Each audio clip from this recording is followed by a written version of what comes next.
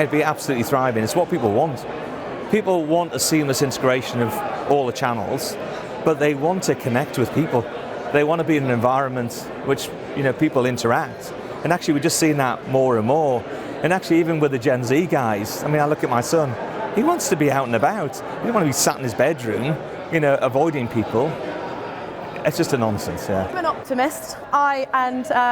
Revo's just conducted a bit of research on the industry in 10 years, and the research is looking at 3 plausible scenarios: the good, the bad, and the ugly, or the good, the bad, and the great.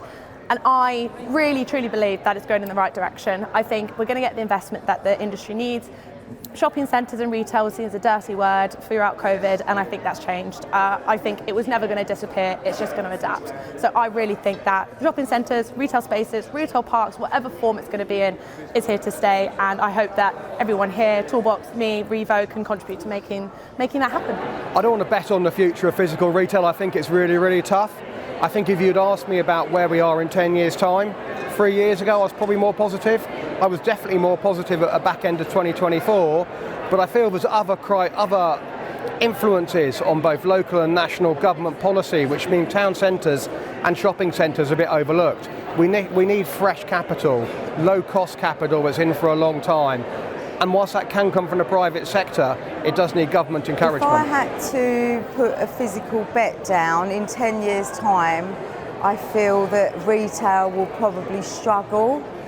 That's why we need to bring in more leisure and more for the community to bring them close together. I think absolutely it will. Will physical retail be thriving? Absolutely it will be thriving. At the end of the day, we're a nation of shoppers still, whether it's online or physically. And the way that our centres are diversifying now from retail into leisure, into education and healthcare as well, they're the main focus for our communities. They're the heart and soul for our communities, or our shopping centres and town centres. So absolutely they'll have a future. If I had to bet, I'm always going to go thriving.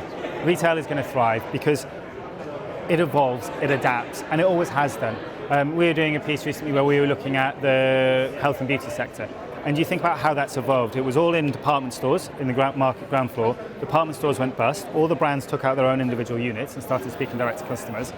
Customers want comparison shops, so suddenly we see the rise of Space NK, Sephora, Superdrug invest in their stores, Boots invest in their stores, and we've effectively gone full circle back to a market hall, but it's now just beauty specific. Retail always finds a way.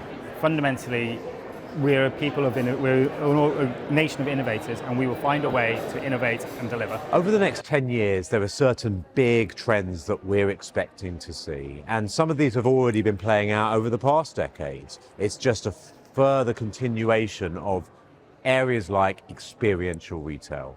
The opportunity for people to actually not just sell a product or a service, but to create a reason for people to keep coming back. Experiences that engage and excite and drive a knock-on positive effect, because you want to bring your friends and share with your friends. So experiences, almost thinking like an entertainment company, whatever you're selling or offering. And so there's something really big about doubling down on this high street as the experience, and everyone, doesn't matter what you're doing, thinking of yourself as an experience business. Another big trend that we're seeing here, and a number of the competitions we're running at SaveTheHighStreet.org, we're giving businesses a chance to start on the high street by winning a competition before they take a longer term lease, these pop-up incubators.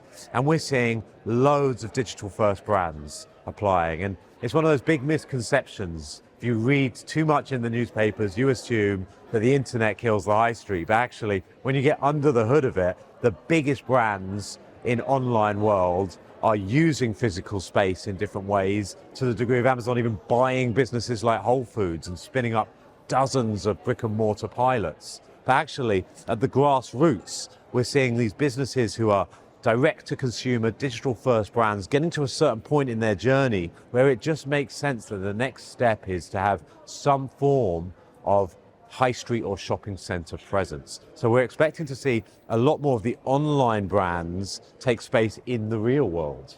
Now, there are some bigger trends as well that we need to see. So people who are in the information services game, people like banks, for example, need to radically rethink their business model for the physical space in 2025 and beyond.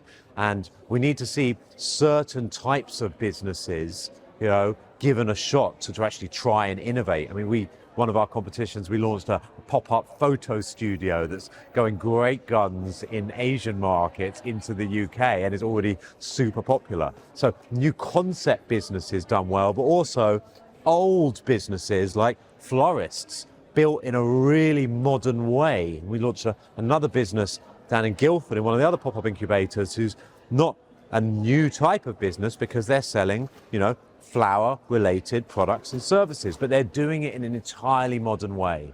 Events and experiences and after-sale services and CRM built in from day one and performance-based digital marketing, all kinds of things so we can actually see work well for even established businesses for the future.